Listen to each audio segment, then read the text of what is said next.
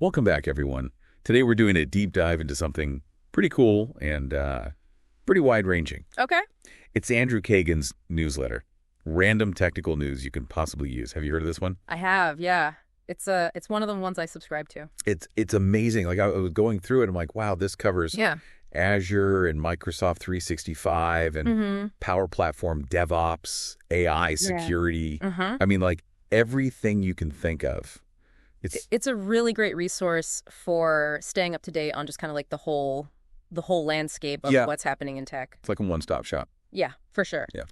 So why don't we jump right in? And I think a great place to start would be with Azure. Okay.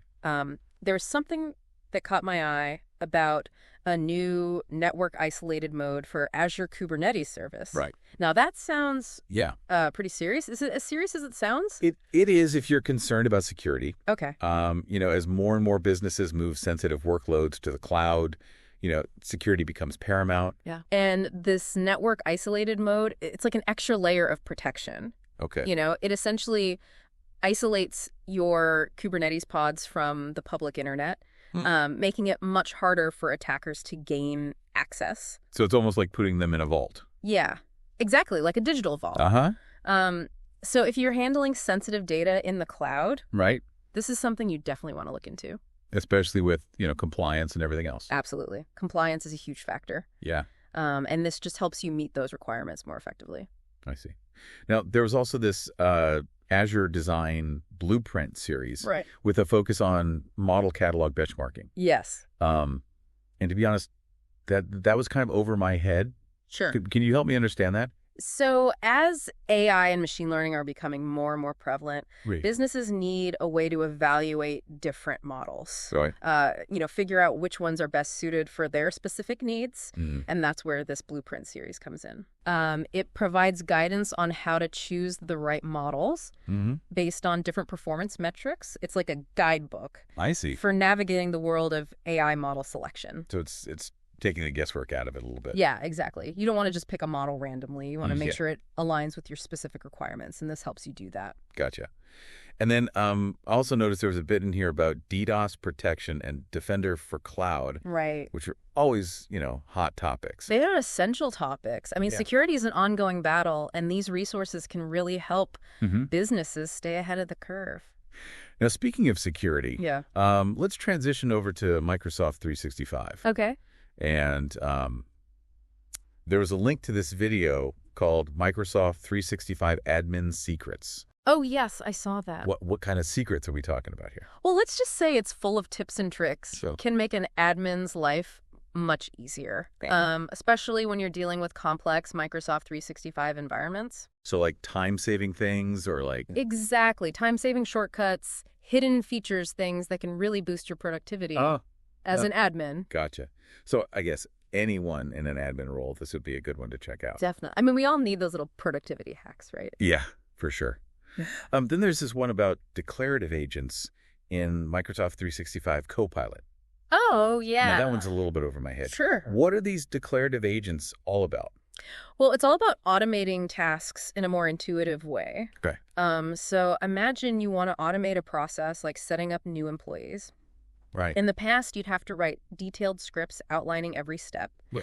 But with these declarative agents, you can just tell Copilot what you want to achieve. Oh, wow. Like, onboard new employees, give them access to these resources, add them to these groups. And it just does it. Yeah, it figures out how to make it happen. Wow. So it's less about coding and more about stating your intention. Exactly. It's like having a superpowered assistant. That's amazing. Who can handle all those tedious tasks for you.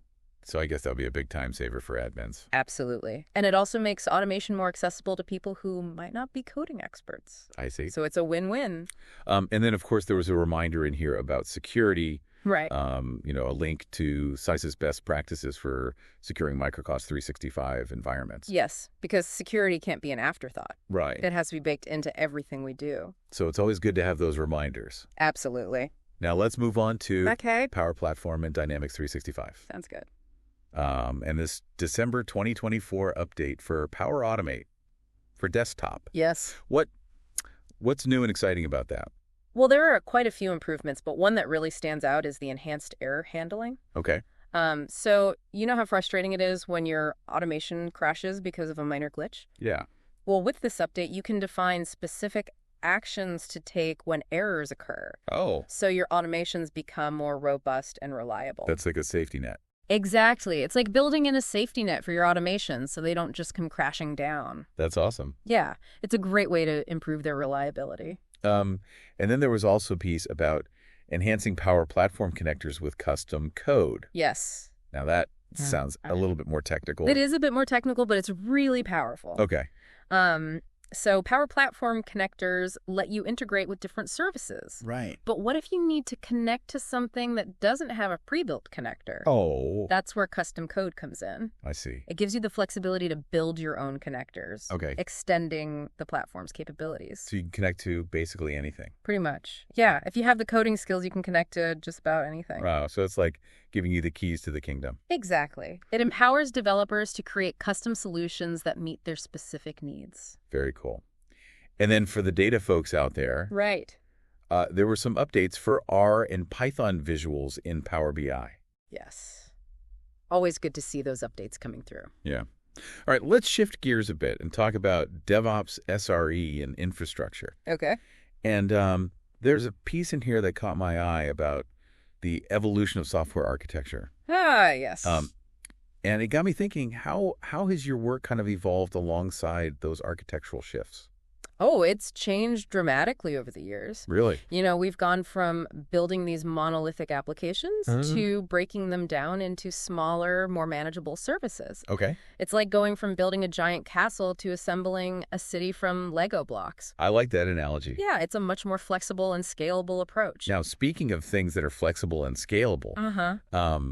GitHub launched a free version of Copilot, Yes. which seems incredibly generous. It is a generous move, but it's important to note that this free version has some limitations Oh. compared to the paid one. Okay. It's more like a way for developers to get a taste of what Copilot can do. So like a trial run? Exactly. It's still a valuable resource, but it doesn't have all the bells and whistles of the paid version. Gotcha. Then there were some links in here to other resources, Right. like Windows development and WebAssembly and containerization, Uh-huh. all very relevant topics in the DevOps world. Absolutely. They're shaping the future of software development. And then to wrap up this section, Okay. there's a 3-part guide on mastering essential software architecture patterns. Yes. That's a great resource. Now, if you had to choose one pattern that you think is absolutely essential to understand today, what would it be? That's a tough one. But if I had to pick just one, I'd say the microservices pattern. Okay. It's a foundation for building scalable and resilient systems in today's world. And that's really what it's all about. Exactly. Yeah. You need that flexibility and resilience to keep up with the pace of change. All right. Ready to move on to data analytics and AI. Absolutely. Let's dive in. So many cool things in here. One that kind of jumped out at me was this structured LLM output using Ollama. Okay. Now, LLMs, those are those large language models, right? Exactly. That could do all sorts of amazing things. But what is this Ollama thing? So LLMs are great at generating text and translating languages and answering questions, but their output is often unstructured, Okay. which makes it hard to use in applications. Right. Like, imagine you need a spreadsheet, but the LLM just gives you a big jumbled paragraph. Yeah. That wouldn't be very helpful. Not very helpful at all. And that's where Ollama comes in. Okay. It helps to structure that LLM output, making it much easier to integrate into workflows and applications. So it's like giving the AI a translator Yeah, kind of like to help it speak our language. Exactly. It's all about making that output usable. That makes sense. Yeah. And then there was also this talk about multimodal AI models. Ah, yes. Now, what are those? So think about how we humans experience the world. Yeah. Through sight, sound, touch, all these different senses. Multimodal AI models are designed to do the same. Oh, wow. They can process information from multiple sources like text, images, audio. So it's giving AI a more human-like way of perceiving the world. Exactly. It's about giving them a more complete picture. That's fascinating. Yeah. And then just briefly, Yeah. there are some things in here about agentic hybrid search and this AI Ops Lab framework. Right. Those are definitely some areas that are worth digging into. Yeah. Maybe we'll do a deep dive on those in the future. Sounds good. Okay. Let's move on to something that's always top of mind, security, compliance, and privacy. Okay. And there was a link to a live demo of attack disruption. Which sounds pretty intense. It's a pretty cool demo. It shows how security solutions can proactively identify and neutralize threats. So it's not just about reacting to attacks. No, it's about stopping them before they even happen. Wow. It's pretty amazing. It's like having a bodyguard for your systems. Now, there was also a video on how threat actors perform phishing and token theft attacks. Right. And I feel like that's something we all need to be reminded of. Absolutely. These attacks are getting more sophisticated all the time. Do you have any examples of how these attacks can play out in the real world? I remember reading about this company that got hit by a really convincing phishing campaign. The attackers spoofed the CEO's email address. Oh, wow. And they used social engineering tactics to trick employees into giving up their login credentials. That's scary. It is. Yeah. And they even did their research on the company's culture. Really? So they could make the emails seem even more legitimate. So it's really important to be vigilant. Absolutely. Education and awareness are key. And of course, the newsletter has some resources on that as well. Yeah, links to CISA guidelines and information on enterprise risk management. Very helpful. And there was even a seminar on securing cyber-physical systems. Right, because security is not just about protecting data anymore. Right, it's about protecting everything. Exactly. It's a whole new ballgame. Now, speaking of different ball games, there was this comparison of Azure versus AWS security. And that was pretty interesting. It was.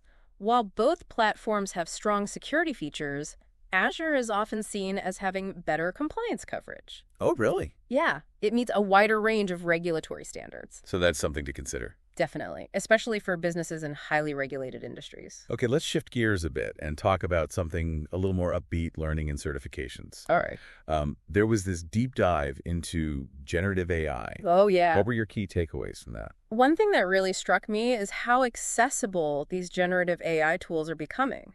You don't need to be a data scientist to use them. That's great. Yeah. Anyone can experiment and explore the creative possibilities. And then there was this news about free cybersecurity skills training. Yes, that's fantastic news. It is, especially with the demand for cybersecurity professionals being so high. Exactly. We need more skilled people in that field. And then for those looking to level up their cloud skills, there was a mention of an AWS Solutions Architect Professional Certification course. Right. Certifications are a great way to validate your skills and make yourself more marketable. Okay, last stop on our tour today, industry news and trends. Sounds good. And this article, where humans still have the edge on AI, that one really got me thinking. It's a fascinating topic. The article argued that humans will always have the edge in areas like creativity, critical thinking, and emotional intelligence. Which is reassuring. It is. It's a reminder that AI is a tool. It's not here to replace us. It's about finding that balance, right? Exactly. Working together to achieve greater things. And then there was a roundup of the biggest breakthroughs in computer science for 2024. Yes. So much exciting progress happening in areas like quantum computing and natural language processing. It's mind-blowing how fast things are moving. It really is. And then finally, there was news about IBM's new open source Granite 3.1 models. Right. Open source is such a powerful force in the AI world. Absolutely.